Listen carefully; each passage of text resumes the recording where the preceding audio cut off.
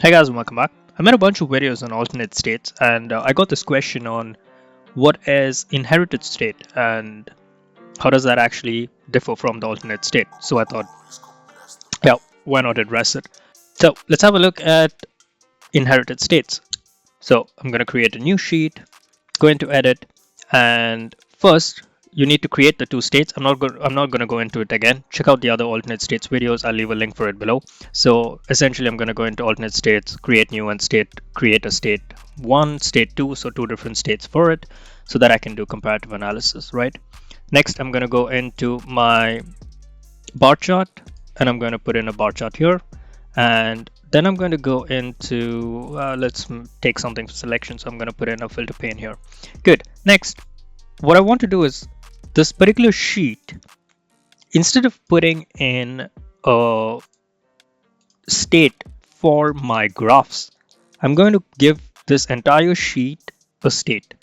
So later on I'm going to tell the graphs that, hey, whatever the sheet has as a state, alternate state, then apply that directly and automatically to the graphs.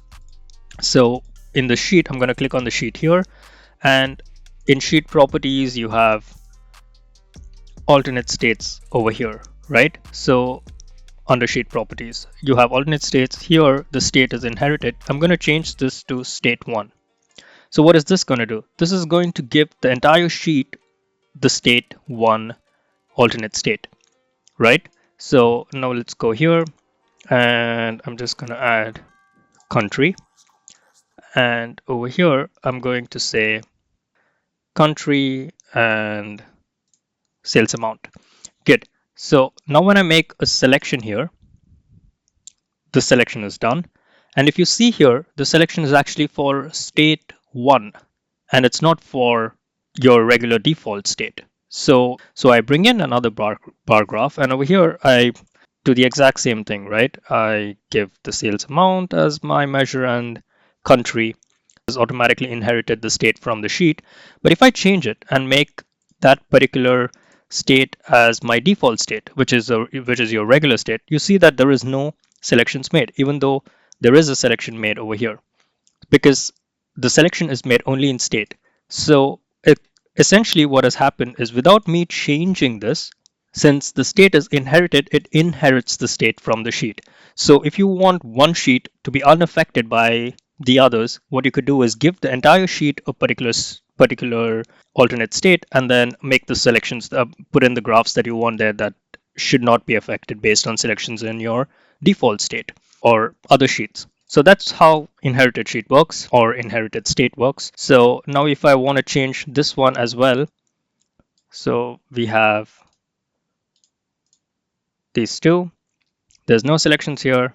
Now if I change this one state to inherited, now it inherits the state from the sheet, which is state 1, and the selections that are made for state 1 gets applied here automatically.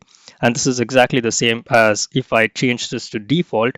Now there's no selection made, but if I make a measure saying that this measure has to be calculated for selections in state 1, so like this, you know how to do it, and I click on apply, then the selection is made even though this is in a default state, because I've specified here that I want the calculation to be done for the selections made in state 1. Good. So that's what I wanted to say. I got a lot of questions on my previous videos on alternate states. Just wanted to clarify it. Hope it was super helpful. Check out the cheat sheet. All of these cheat codes are there. And I'll see you in the next one. Please leave a like. Super appreciated. And I'll see you in the next one. Peace.